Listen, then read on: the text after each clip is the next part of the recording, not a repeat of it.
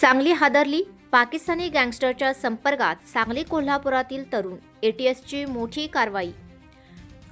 सांगली आणि कोल्हापूर जिल्ह्यातील काही तरुणांचा थेट पाकिस्तानातील कुख्यात गँगस्टर शहजाद भट्टीशी संपर्क असल्याची धक्कादायक माहिती समोर आल्यानंतर महाराष्ट्र दहशतवाद विरोधी पथकाने एटीएसने मोठी कारवाई केली आहे.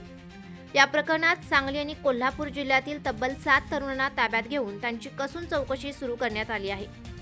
प्राथमिक माहितीनुसार पाकिस्तानी गँगस्टर शहजाद भट्टीच्या सोशल मीडिया नेटवर्कद्वारे या तरुणांचा संपर्क झाल्याचा संशय व्यक्त केला जात आहे. सोशल मीडियावरील हालचालींवर एटीएसचे काही दिवसांपासून बारकाईने लक्ष होते. त्यानंतर मिळालेल्या माहितीच्या आधारे संबंधित तरुणांना ताब्यात घेतले आहे. ताब्यात घेतलेल्या तरुणांमध्ये सांगली जिल्ह्यातील जत तालुक्यातील कवटेमंकाळ तसेच तासगाव परिसरातील काही तरुणांचा प्रामुख्याने समावेश असल्याची माहिती समोर येत आहे.